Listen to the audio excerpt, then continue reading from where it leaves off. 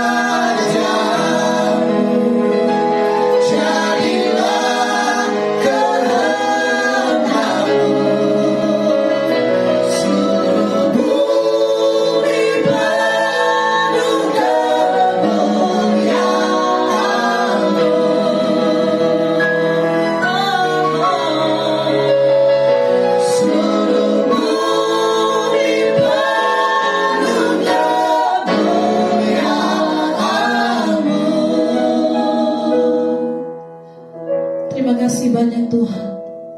Kami mengucap syukur buat setiap kasih setia-Mu Tuhan, buat penyertaan dan perlindungan-Mu dalam hidup kami Tuhan. Kami mengucap syukur kami punya Tuhan yang dahsyat dan luar biasa seperti Engkau Bapa. Ada Engkau menyucikan dan menguruskan setiap hati dan pikiran kami Tuhan. Tunggu jolo kami serahkan ke dalam tangan-Mu untuk Engkau basuh dengan darah-Mu Tuhan. Biarlah kami layak untuk menghadap hadirat-Mu pada saat ini Tuhan. Berkati ibadah kami Tuhan. Berkati semua kami yang mengikuti ibadah ini Tuhan. Biar Engkau berkati juga hamba-Mu yang akan Kau pakai Tuhan. Terima kasih banyak Tuhan. Haleluya. Kami siap masuk dalam hadirat-Mu Tuhan.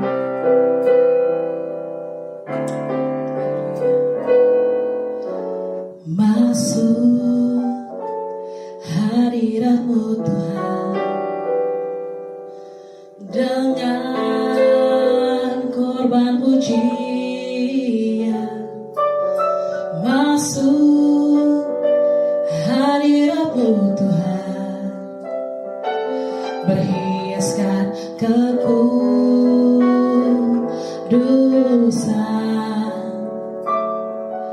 di hadapan hadirat-Mu Tuhan.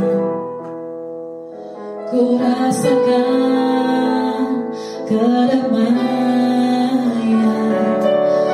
di hadapan hadirat-Mu Tuhan. Ku nampak keagungan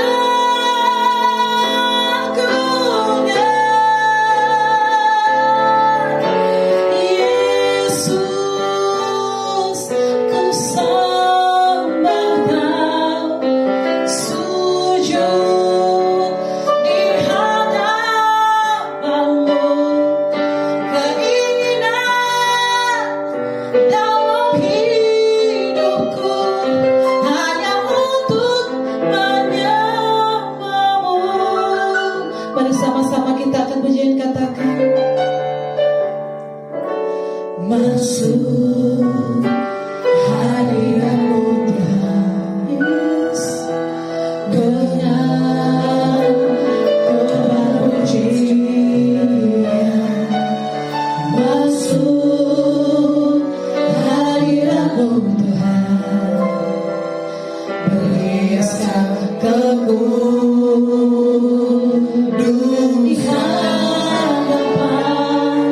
di hadapan hadirat-Mu Tuhan. Ku rasakan kedamaian di hadapan hadirat-Mu Tuhan. Ku nampak keagungan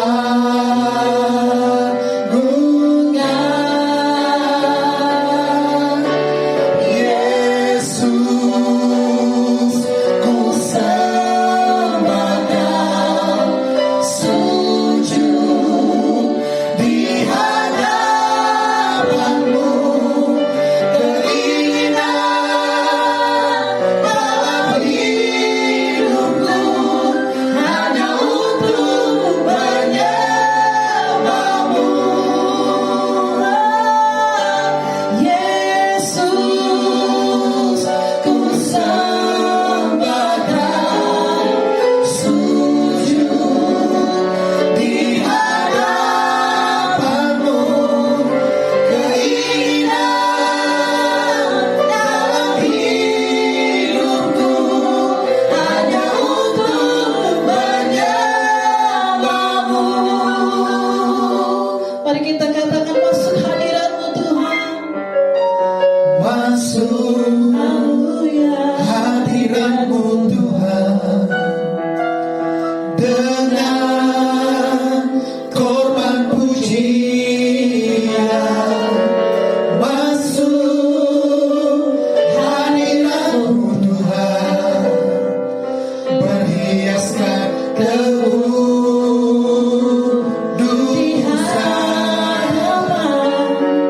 di hadapan hadirat-Mu Tuhan. Ku rasakan kedamaian hanya di hadapan hadirat-Mu Tuhan. Ku nampak keagungan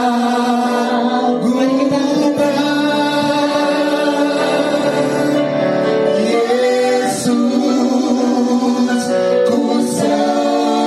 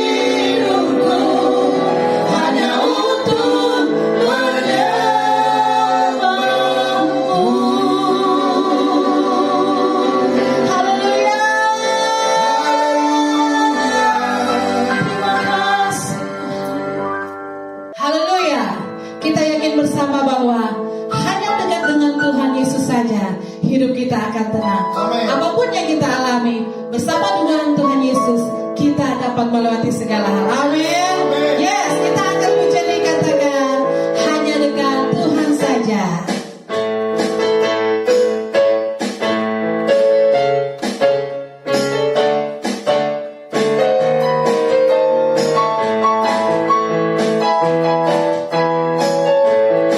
Amin. Hanya dekat Yesus saja aku tenang, daripada nyala keselamatanku. Hanya Dia gunung batuku, hanya Dia kota bentengku.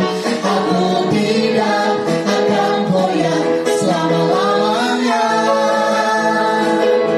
Hanya dekat Yesus saja aku tenang, daripada nyala keselamatanku.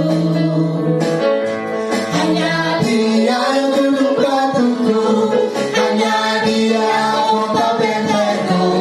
Aku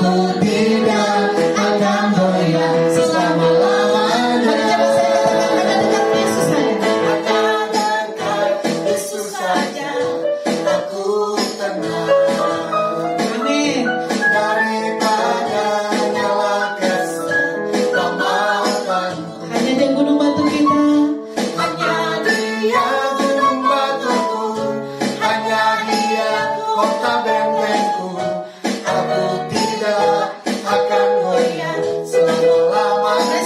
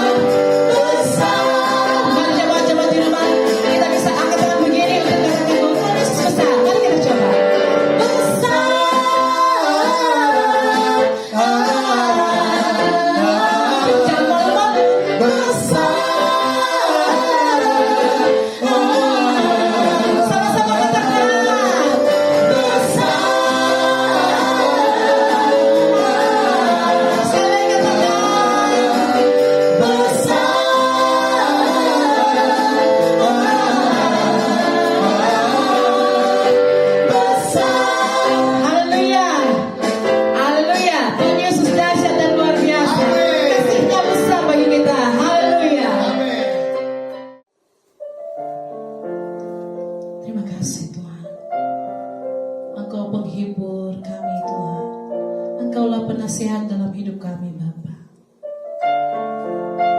Kami bersyukur punya Tuhan yang dahsyat dan luar biasa seperti Engkau, Tuhan.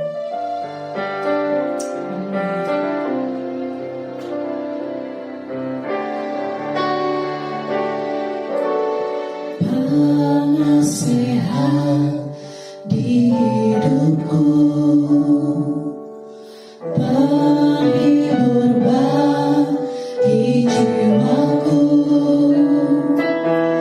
ya Roh Kudus penolongku di tubuh, jiwa dan rohku. Penasehat di hidupku,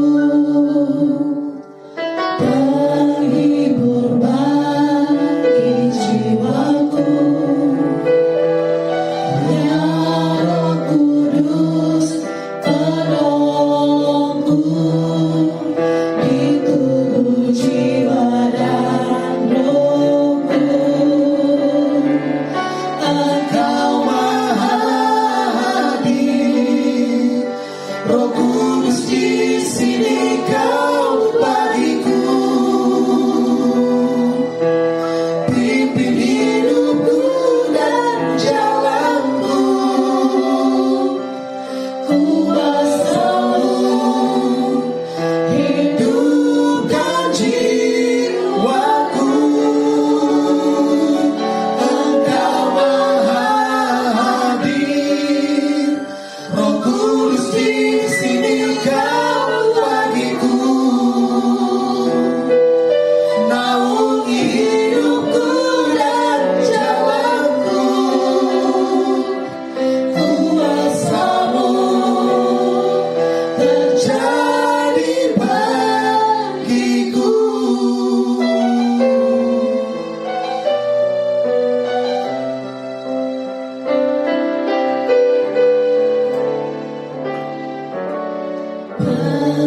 Penasehat di hidupku, penghibur bagi jiwaku, ya Roh Kudus penolongku di tubuh, jiwa dan rohku.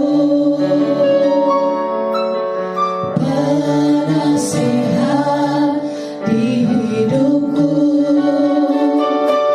penghibur bagi jiwaku,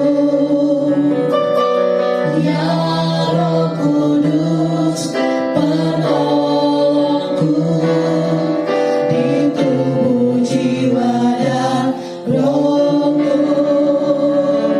Engkau Maha Hadir, Roh Kudus di sini Kau bagiku. Pimpin hidupku dan jalanku, kuasa-Mu hidupkan jiwaku. Engkau Maha Hadir, Roh Kudus di sini Kau bagiku.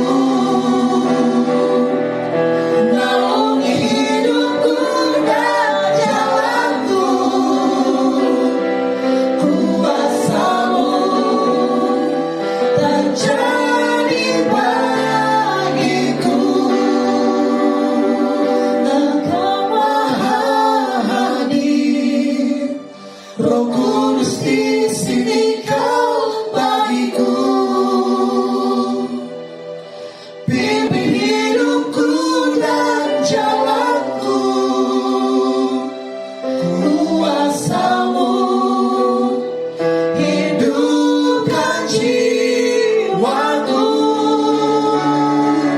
Engkau Maha Hadir, Roh Kudus di sini Kau bagiku.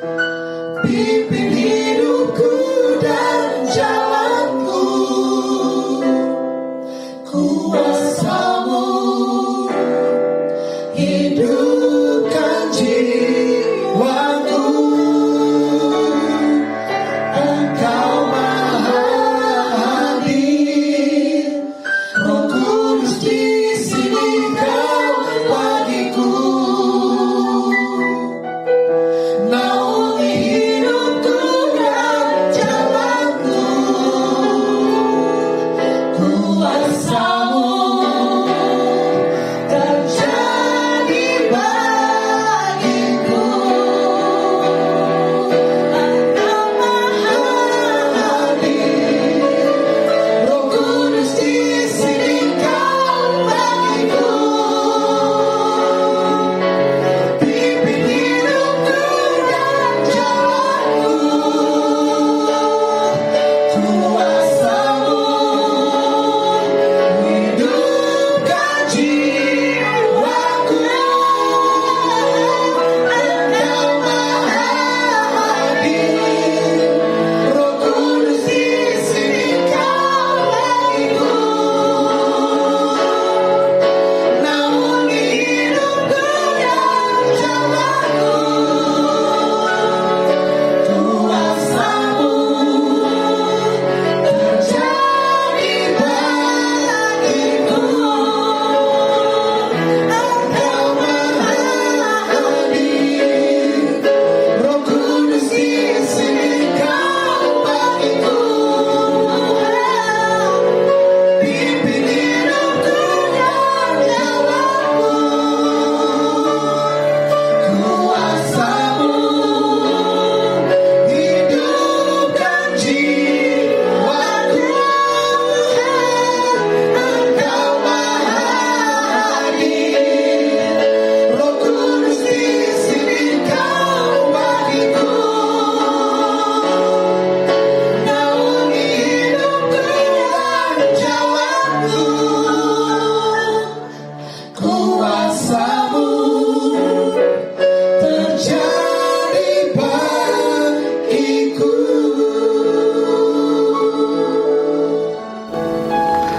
Shalom Jemaat Home Ministry dimanapun Anda berada.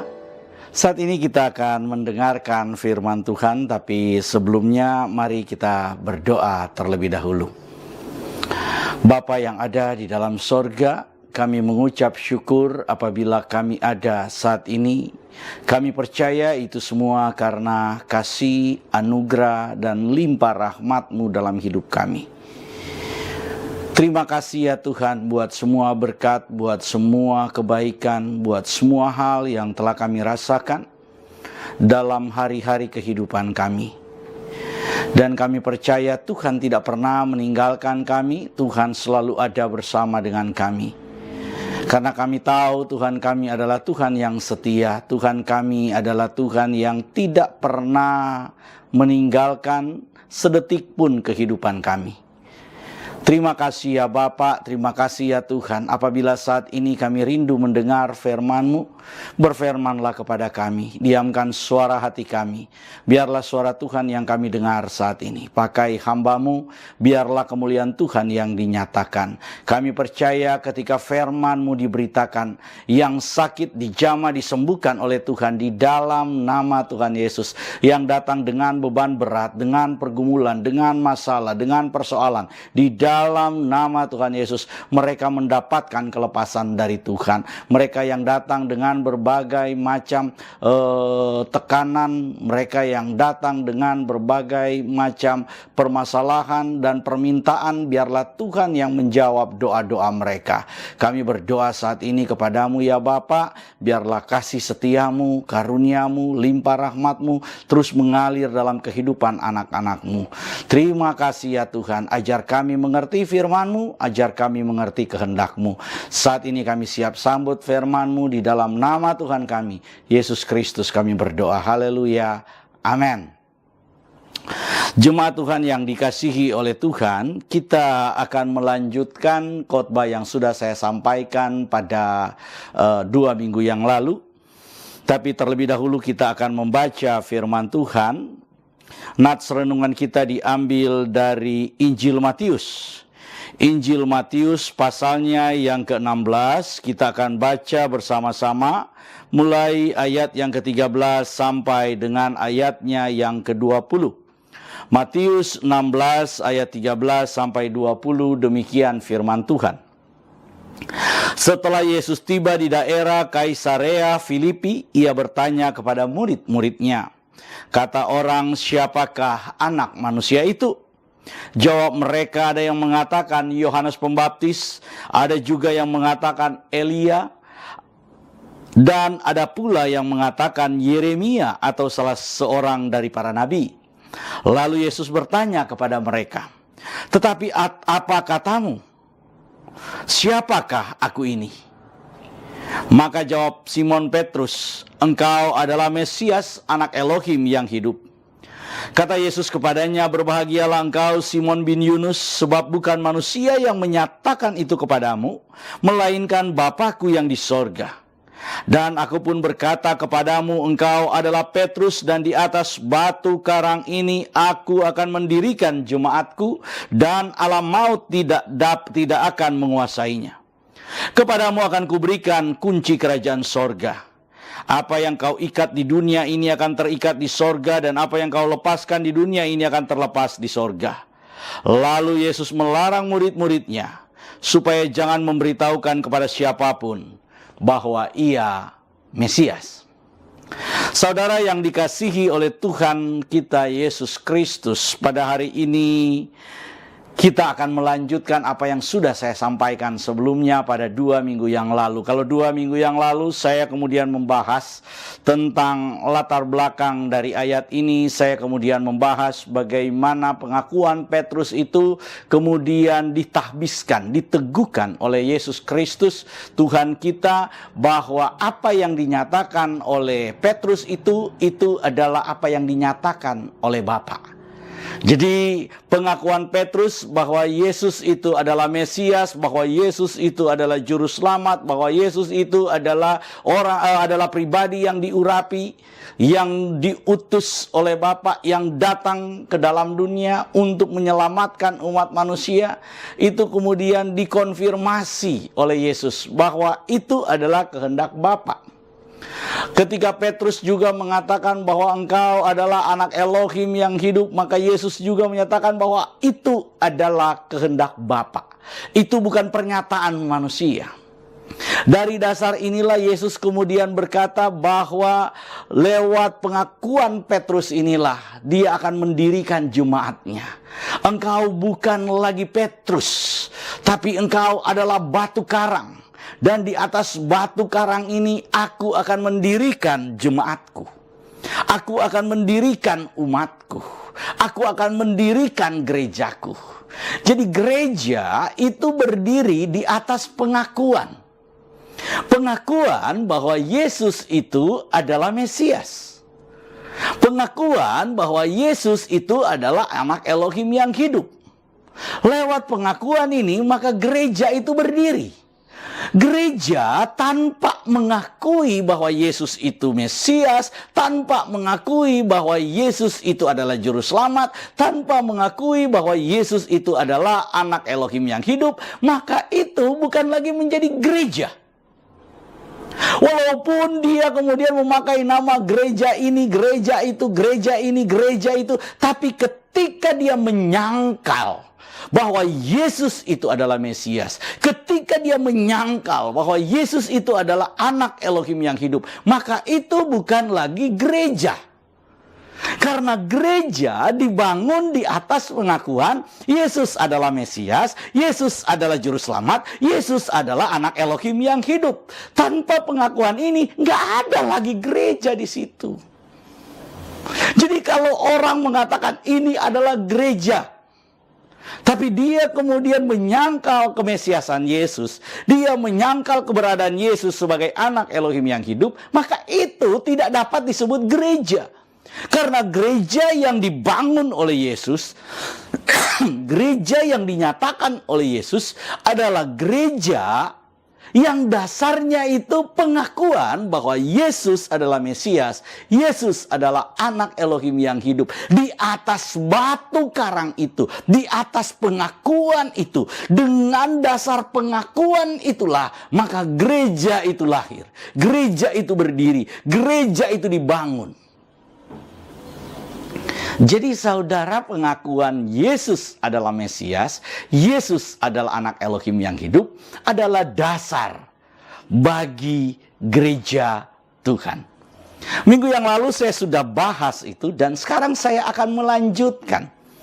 Saya akan melanjutkan kepada hal yang lebih dalam lagi.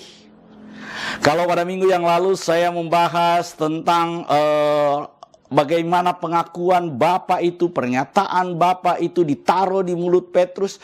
Dan itu juga adalah pengakuan Roh Kudus. Karena kalau kita baca dalam ayat-ayat yang lain dikatakan, kamu tidak mungkin mengakui bahwa Yesus itu adalah Tuhan kalau bukan Roh Kudus yang menyatakannya. Lewat pengakuan itulah maka kemudian kita itu diselamatkan. Di dalam hati kita percaya dan dengan mulut kita mengaku kita diselamatkan. Itu kata firman Tuhan. Kenapa? Karena kita mengakui Mesias, kita mengakui Juru Selamat. Kalau kita mengakui Juru Selamat, maka di situ ada keselamatan buat kita. Bagaimana orang yang menolak Yesus sebagai Juru Selamat? Bagaimana orang yang menolak bahwa Yesus itu adalah Mesias bisa berkata ada keselamatan di dalam hidupnya melalui karya Yesus Kristus, padahal dia menolak Yesus sebagai Mesias? Ini konyol sekali. Oleh karena itu saudara, mari kita lanjutkan. Apa yang dimaksud dengan Mesias, apa yang dimaksud dengan anak Elohim yang hidup di dalam pengakuan Petrus. Karena dua pengakuan inilah yang kemudian menjadi dasar berdirinya gereja. Oleh karena itu kita akan bahas. Terlebih dahulu saudara, saya akan bahas tentang anak Elohim yang hidup. Nanti pada pertemuan selanjutnya kita akan bahas tentang Mesias. Saudara, yang dimaksud dengan anak Elohim yang hidup di sini ketika Petrus berkata, engkau adalah Mesias, anak Elohim yang hidup. Yang dimaksud dengan anak Elohim yang hidup ini bukan kemudian sama seperti misalnya dalam kitab Ayub. Di dalam kitab Ayub diceritakan datanglah anak-anak Elohim menghadap Tuhan dan di situ ada iblis. Nah, iblis juga dikatakan sebagai anak-anak Elohim karena dia adalah malaikat.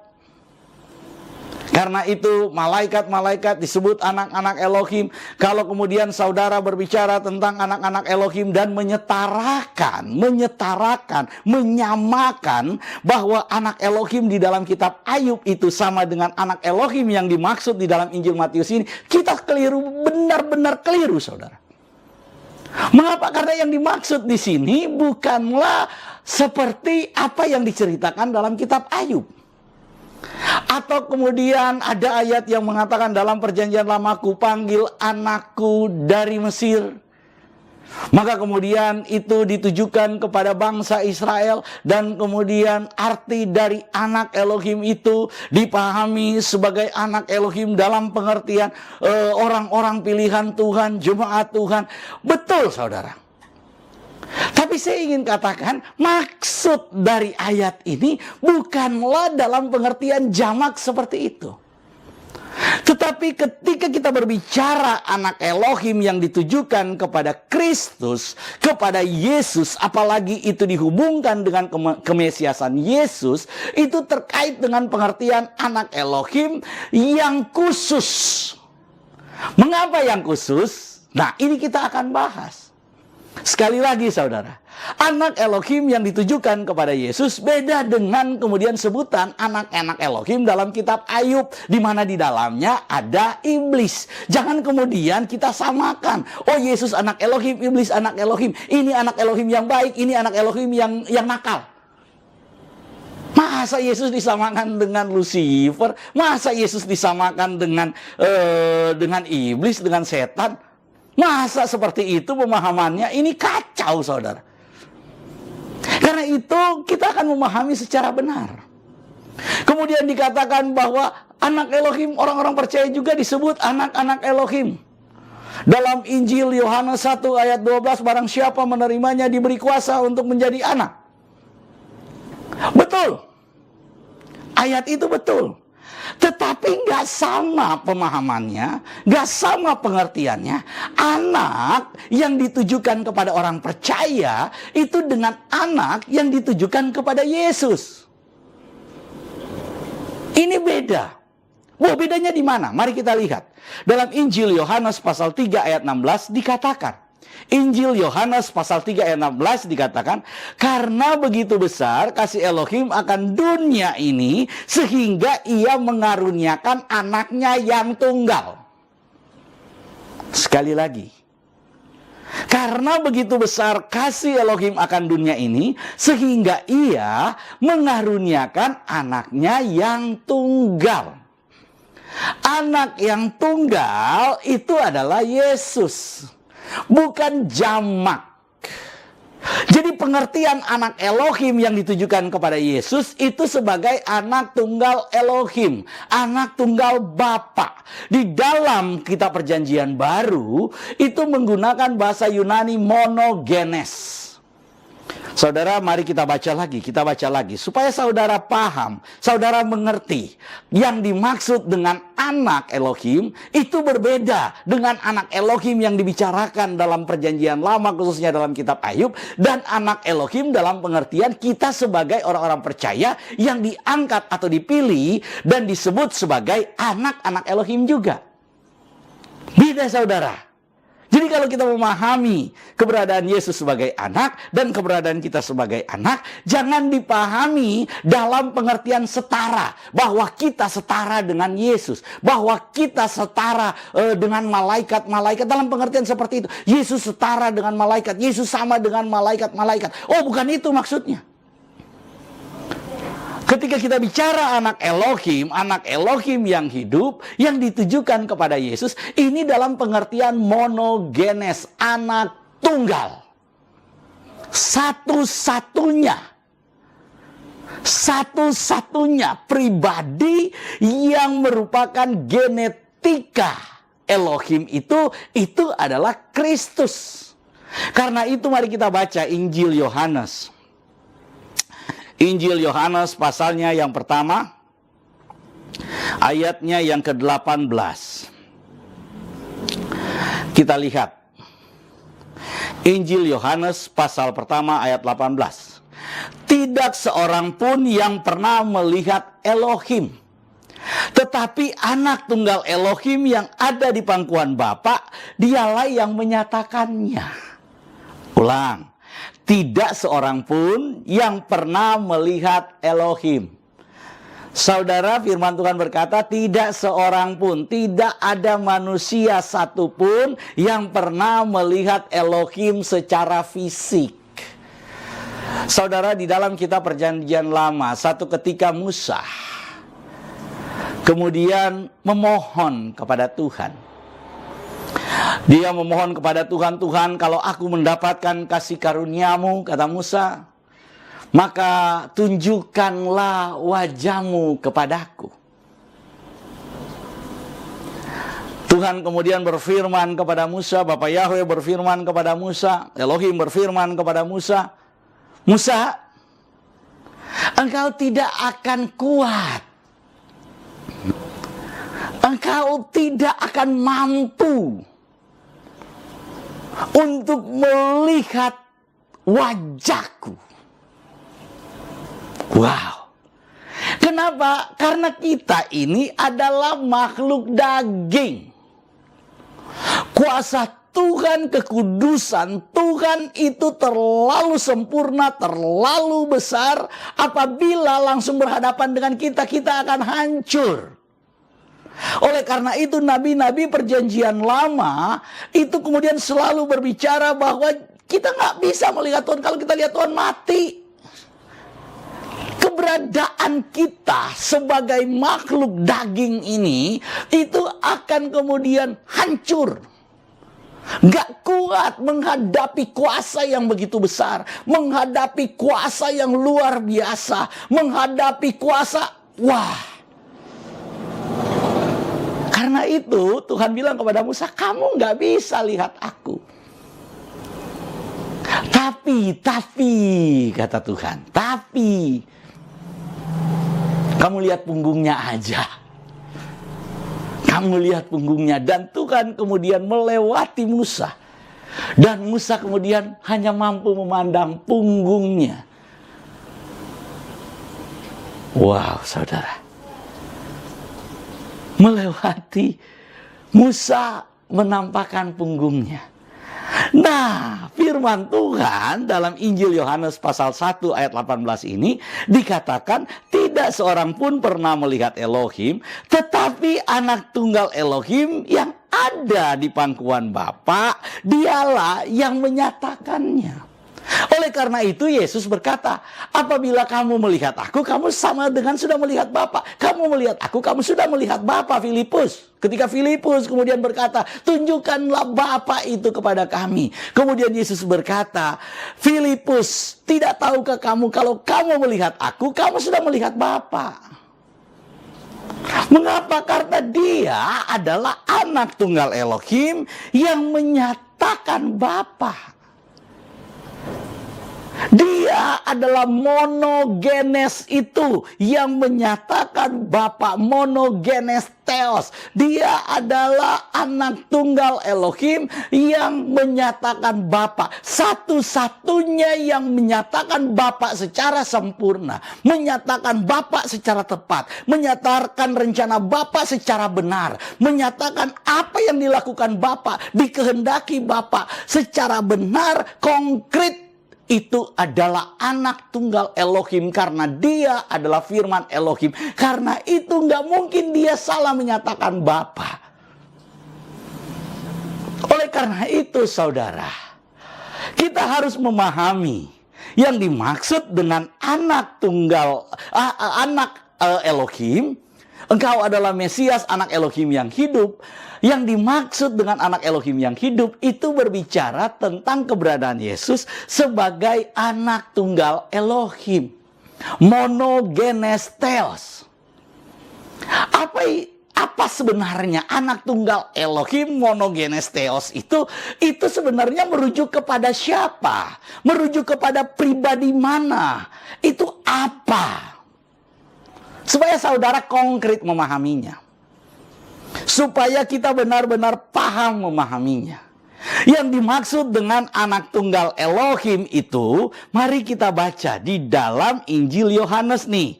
Kita akan baca. Kita akan baca ayat yang ke-14, 15 sampai dengan 17. Mari kita baca sama-sama. Firman itu telah menjadi manusia dan diam di antara kita. Dan kita telah melihat kemuliaannya, yaitu kemuliaan yang diberikan kepadanya sebagai anak tunggal Bapa. Jadi yang dimaksud dengan anak tunggal itu, monogenes itu, yang dimaksud dengan genetika satu-satunya dari Bapa itu siapa? Pada ayat yang ke-14 Injil Yohanes dikatakan firman itu. Jadi yang dimaksud dengan monogenes itu adalah firman Elohim. Firman itulah yang kemudian disebut sebagai anak tunggal Bapa, yang disebut dengan monogenes theos. Jadi firman yang menjadi manusia itu, ketika dia menjadi manusia 100%, menjadi manusia sejati, menjadi manusia seutuhnya. Sama seperti saudara dan saya, bukan manusia jadi-jadian atau manusia yang dirasukin. Ini salah. Pemahaman kalau dia kemudian seperti dirasuki, dihinggapi roh, dihinggapi firman, didiami, sebelumnya nggak punya firman, kemudian didiami. Loh, dia adalah firman yang jadi manusia, firman yang mengambil rupa manusia. Jadi saudara, Yesus itu adalah firman yang menjadi manusia, firman yang mengambil rupa manusia. Ketika dia menjadi manusia, dia diberi nama. Nama yang diberikan bukan oleh manusia, tapi nama yang diberikan oleh malaikat, nama yang diberikan oleh Bapa, disampaikan lewat malaikat Gabriel, beri nama dia Yesus. Matius 1 ayat 21. Karena apa? Karena dialah yang akan menyelamatkan umatnya dari dosa mereka, kata firman Tuhan. Dialah yang akan menjadi juru selamat. Beri nama dia Yesus. Kenapa? Karena nama Yesus di situ terletak keikatan hubungan dengan Yahweh sebagai juru selamat, Yahweh sebagai penyelamat. Yahweh sebagai penyelamat itu, Yahweh sebagai penyelamat itu, sekali lagi, Yahweh sebagai penyelamat itu nggak bisa saudara lihat. Tapi lewat karya Kristus, maka Yahweh sebagai penyelamat, semua rencananya tergenapi lewat rencana Yesus Kristus. Lewat apa yang dikerjakan oleh Yesus Kristus. Kalau dia cuma utusan, gak bisa dia mengerjakan secara sempurna. Tapi karena dia sehakikat, sederajat dengan Yahweh itu, karena dia adalah firman Tuhan itu, maka dia mengerjakan itu secara sempurna. Karena segala sesuatu diciptakan di dalam dia, oleh dia, untuk dia, dan nanti pada akhirnya dalam kemuliaan dia. Inilah pemahaman tentang anak tunggal Elohim. Jadi kalau kita mengaku Yesus adalah anak Elohim yang hidup, itu sama dengan saudara berkata dia adalah anak tunggal. Anak tunggal Elohim, anak tunggal Bapa. Tapi anak di sini jangan dipahami secara biologis. Anak di sini dalam pengertian relasi. Relasi antara firman dan Bapa sebagai asal dan pemilik firman itu. Ini nanti kita akan bahas, saudara. Kita clear dulu di sini. Jadi siapa anak Elohim itu? Anak Elohim itu bukanlah malaikat-malaikat, termasuk di dalamnya ada iblis. Kemudian kita samakan, oh anak Elohim itu adalah malaikat-malaikat, termasuk di dalamnya iblis, dan di situ ada Yesus. Karena itu Yesus sama dengan anak Elohim yang lain-lain itu, termasuk sama dengan iblis. Yesus anak Elohim yang baik, Yesus anak Elohim yang nurut, Yesus anak Elohim yang taat, sedangkan iblis yang bandelnya. Saudara, hati-hati. Hati-hati. Ini sama dengan menghujat.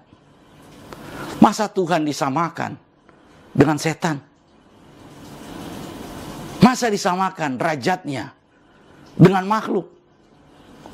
Tuhan itu tiada banding, tiada sanding. Siapakah yang sebesar Tuhan? Siapakah yang sebanding dengan Tuhan? Gak ada, saudara. Jadi jangan ngaco, jangan ngawur. Oleh karena itu, anak yang dimaksud adalah anak tunggal Elohim. Tunggal. Oke. Nah, anak tunggal itu siapa? Anak tunggal itu dikatakan adalah firman. Firman yang telah menjadi manusia. Firman yang telah menjadi manusia itu sekarang tinggal di antara kita, bersekinah. Dia tinggal bersama dengan kita. Kalau dulu hadirat Tuhan itu hadir lewat tabut perjanjian, lewat tabut itu kemudian bangsa Israel datang menyembah Tuhan, karena di situ ada hadirat Tuhan yang hadir, maka sekarang Shekinah glory itu, Shekinah kemuliaan Tuhan itu turun, tinggal di antara kita, dan kita lihat kemuliaannya. Yaitu siapa? Yesus Kristus. Firman itu menjadi daging, dan kita melihat di dalam daging kemuliaannya. Kita melihat karyanya dengan bahasa yang kita mengerti, dengan tindakan-tindakan yang kita tahu, dengan rasa yang kita tahu. Ini. Jadi saudara, ketika kita memahami anak Elohim yang hidup itu, maka kita harus pahami dalam pemahaman dan pengertian seperti ini. Oleh karena dia adalah anak Elohim yang hidup, maka dia menggenapi apa yang disyaratkan, apa yang ditetapkan di dalam kemesiasan Pribadi yang akan menyelamatkan umatnya dari dosa mereka. Pribadi yang akan melepaskan umatnya dari pelanggaran dan kesalahan mereka. Kalau Yesus dikatakan juru selamat, tapi Yesus dilepaskan keilahiannya, Yesus dilepaskan keberadaannya sebagai anak tunggal Elohim, ini juga menjadi ngawur. Bagaimana manusia yang berdosa, kalau dia cuma manusia biasa, kalau dia cuma utusan, bagaimana manusia yang biasa itu bisa menyelamatkan saudara-saudaranya? Sami mawon katanya. Sama aja. Manusia berdosa nggak bisa menyelamatkan manusia berdosa. Nggak bisa, saudara. Yang bisa menyelamatkan manusia berdosa adalah pribadi yang tanpa dosa. Dan pribadi yang tanpa dosa cuma satu, yaitu Tuhan. Yaitu Elohim sebagai pencipta. Yaitu Bapa Yahweh sebagai pencipta. Itulah pribadi yang kudus. Itulah pribadi yang tidak tercela. Itulah pribadi yang tidak mengenal dosa. Itu, saudara. Jadi, kalau kita bicara tentang Mesias, nanti minggu depan kita akan bahas secara khusus, nggak boleh dilepaskan kemesiasan Yesus dari keilahian Yesus.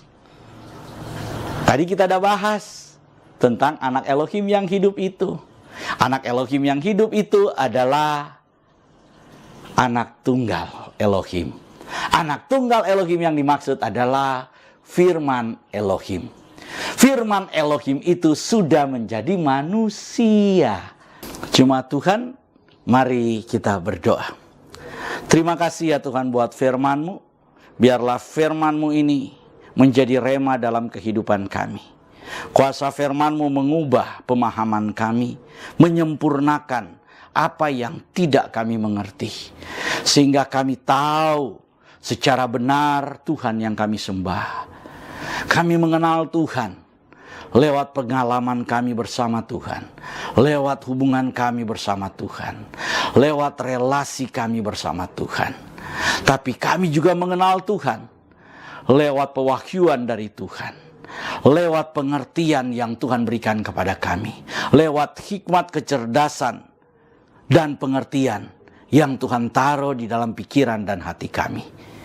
Biarlah Tuhan itu mencerahkan kami, memurnikan dan menyempurnakan segala sesuatu yang kami tahu tentang Tuhan.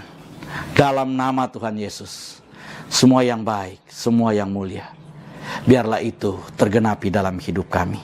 Kami yang sakit dijamah disembuhkan, saat ini sehat. Oleh bilur-bilur darah Tuhan Yesus, kami telah disembuhkan. Dalam nama Tuhan Yesus, kami yang sedang mengalami masalah ekonomi dijamah. Tingkap-tingkap langit Tuhan bukakan, jalan-jalan yang baru, sumber-sumber berkat Tuhan, Tuhan berikan untuk kami.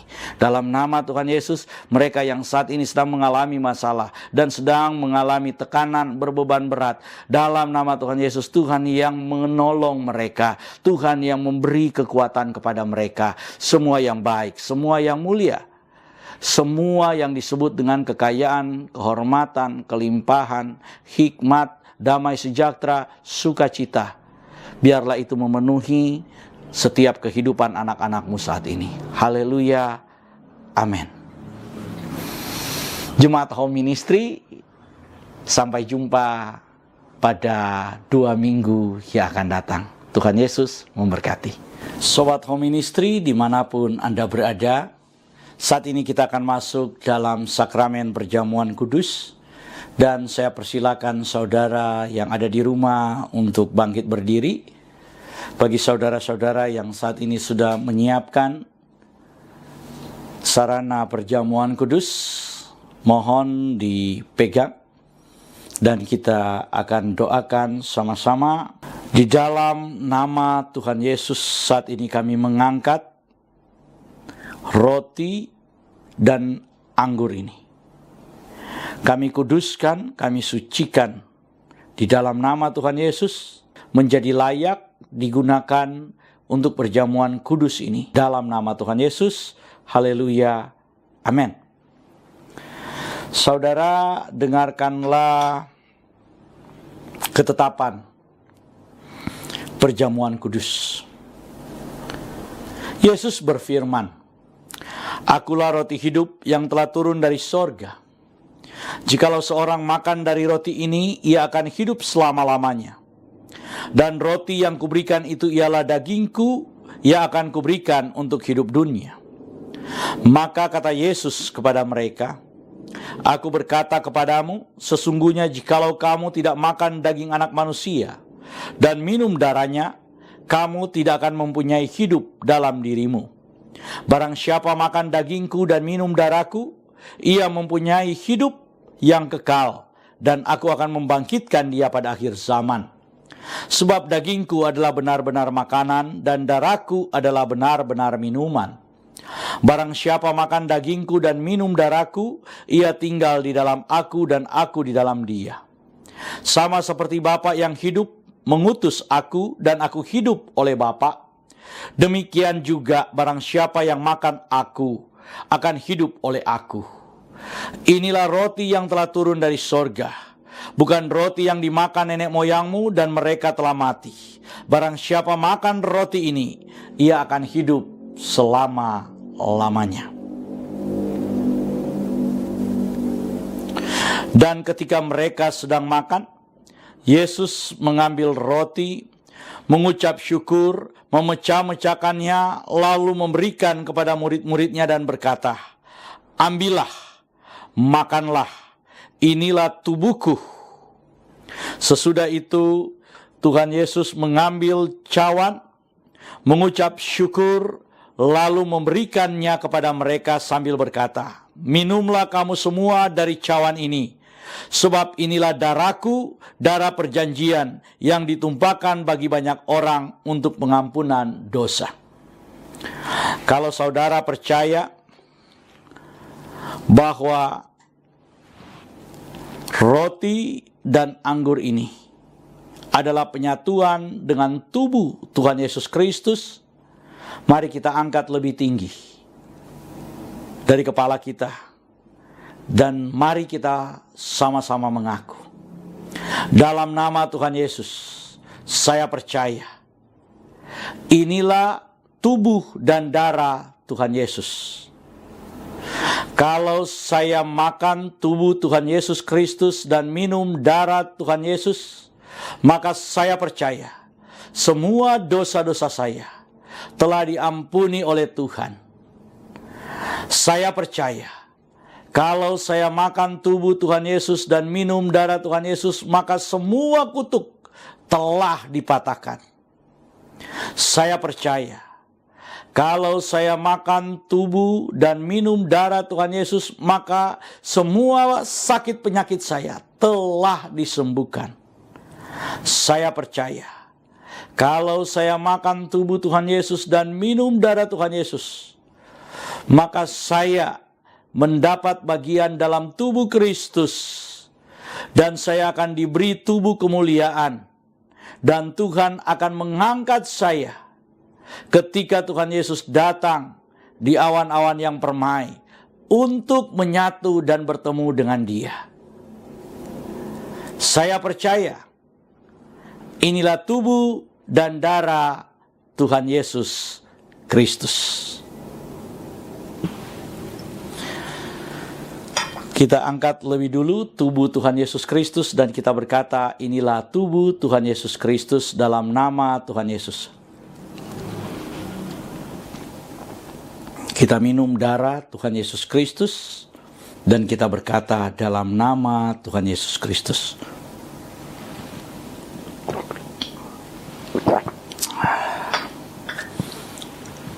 Mari kita mengucap syukur bersama-sama.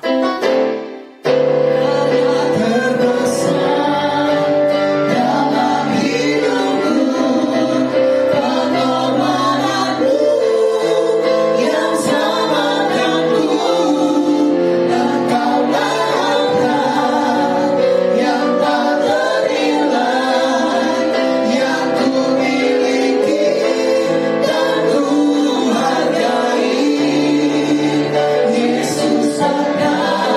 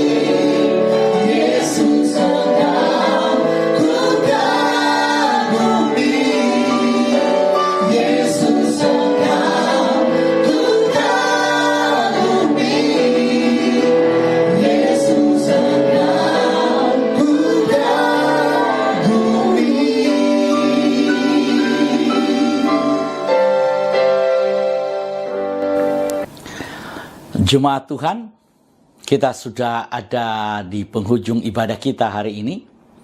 Sebelum kita masuk dalam doa berkat, kami ingin memberitahukan bahwa Home Ministry terus melayani jemaat Tuhan. Dan Sobat Home Ministry, atas nama Gembala Sidang Home Ministry, yaitu Pastor Doni Toisuta, kami mengucapkan terima kasih atas semua partisipasi saudara-saudara, atas semua kehadiran saudara dalam mengikuti ibadah pada hari ini.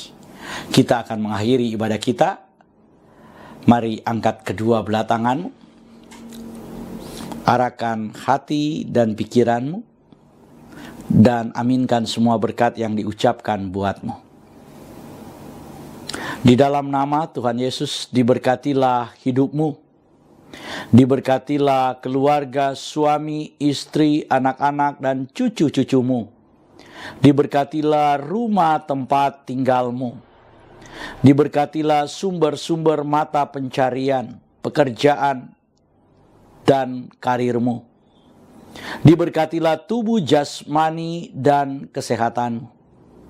Dan diberkatilah pertumbuhan rohanimu. Biarlah semua berkat dari Bapa Sorgawi, Bapa Yahweh namanya, cinta kasih dari Tuhan kita Yeshua HaMashiach, dan persekutuan dengan Roh-Nya yang kudus, menyertai kita semua mulai dari sekarang sampai selama-lamanya. Kita yang percaya diberkati oleh Tuhan dan menerima berkat Tuhan ini. Mari sama-sama kita berkata, amin.